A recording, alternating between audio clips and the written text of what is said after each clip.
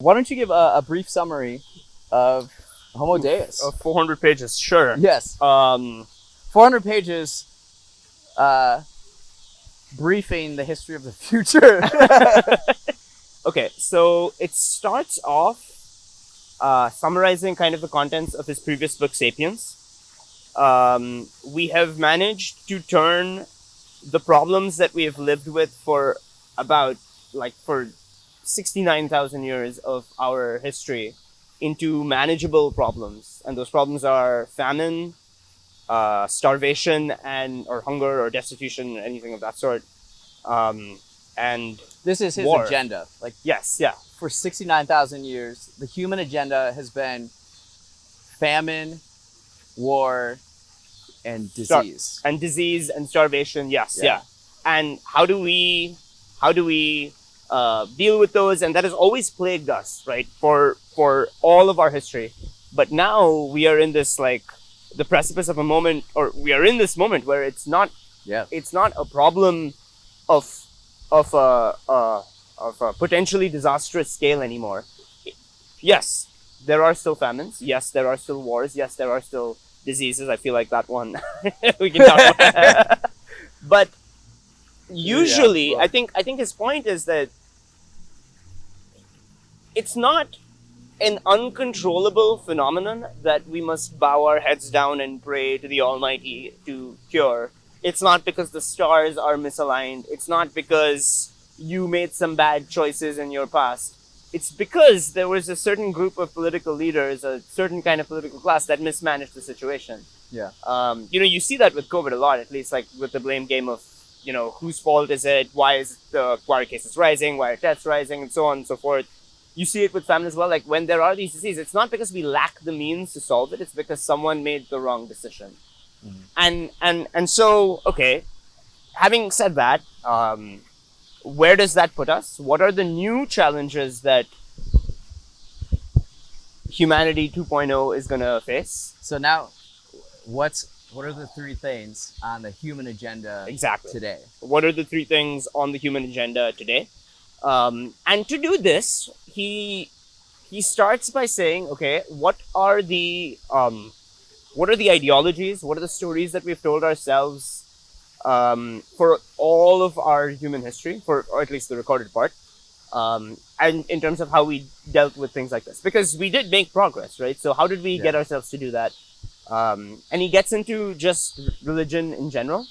And he defines religion as, and I might get these three wrong, but it's like a combination of an ethical judgment and a factual statement that results in a way that we have to behave. So ethical judgment, humans ought to obey God. Factual statement, God said that homosexuality is bad. Behavior, we should not practice homosexuality because God said it's bad and we need to listen to it. And so, okay, if we define a religion like that, he'll draw on various religions, that we are familiar with: Christianity, Islam, Hinduism, Buddhism, whatever it may be.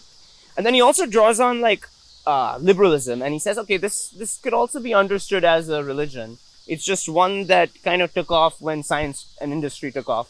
Yeah, humanism. He has a lot to say about humanism. So you beat me to it, but so he'll start liberalism, which I thought that was a surprising one, because you don't think of this as a religion, right? But that's his point, is that if you can distill any ideology down to those three things, right? Combination of ethical judgments and factual statements that result in some sort of way that humans ought to behave, that would be a religion, some kind of dogma. So liberalism is one, capitalism would be another, communism, Nazism, and then finally this humanist agenda. And I think the way he describes this is humanism is this overarching religion now that we have that liberalism, communism, capitalism are all flavors of.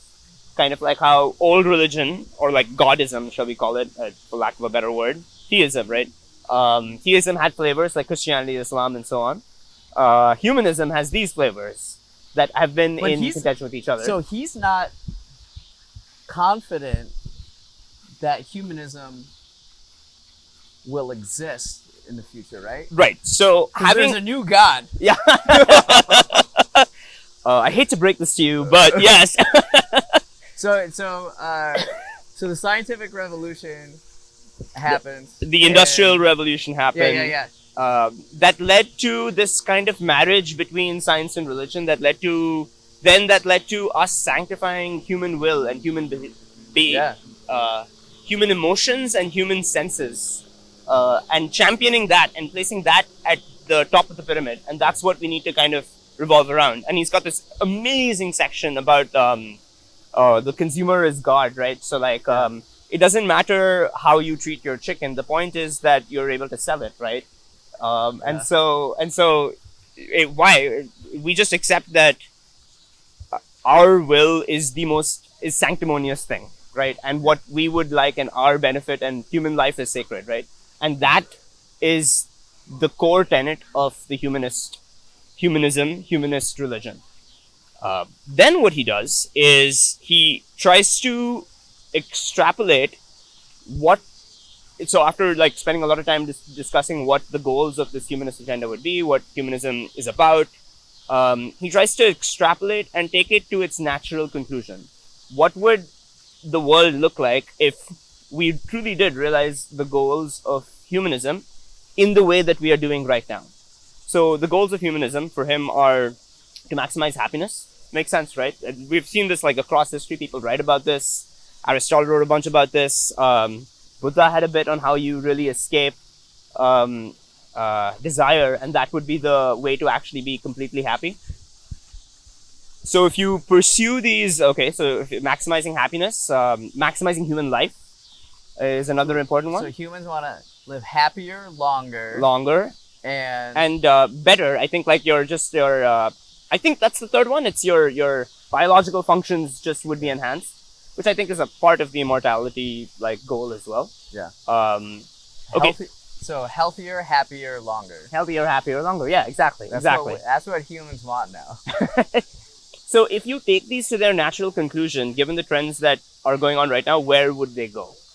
And so that last section of the chapter is this Black Mirror-esque, like, dystopian end to the humanist agenda. And I think his point is that we'll replace ourselves with something that is just more powerful or beyond, right?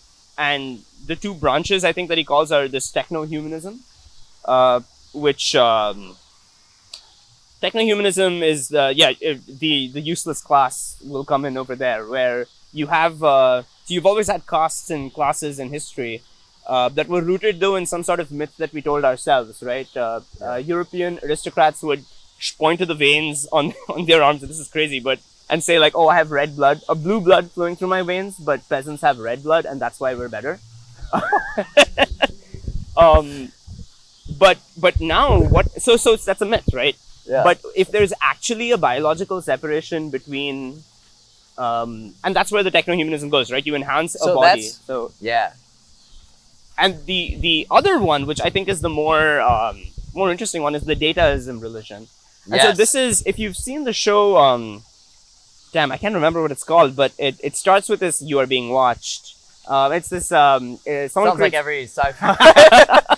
So someone post 9/11 decides that it's never going to happen again and creates this AI that is capable of watching and identifying terrorist acts before they actually happen. But they overdo it, and turns out the AI sees everything, including ordinary citizens and when and how they could lose their lives. And so something happens, and the creator of this teams up with a CIA agent. It's like a typical network show, in that he teams up with a former CIA person who's supposed to be dead to stop ordinary people from losing their lives and save their lives. But dataism is, I feel like it's kind of an extrapolation of that, where we'll start to value the collective human experiences, collect all of that, and use that to drive all of our decision making. There's no will, there's no humanist desire and will. There's no single individual, it's just a collective human. That's a great quote that he'll have, is there's no individual implies that one cannot be separated, but what biology has taught us about ourselves is we're actually made up of a ton of individuals. Like, we are all you can divide every single emotion that you feel into like a sequence of either deterministic processes where I felt something before and now, or some external factor, or just random stuff like that, just neurons firing in a certain way that leads you to do something. But that's algorithmic in some sense. And so if we take all of that info and pool it in this one place, that through AI and ML, that stuff gets stronger and better and more accurate, right? At learning things about what you want, and why would you then listen to your own will? If this is based on, like, your data is only your data. If I pull it in with everyone else's, it would be better, right? And so that's the dataism religion, which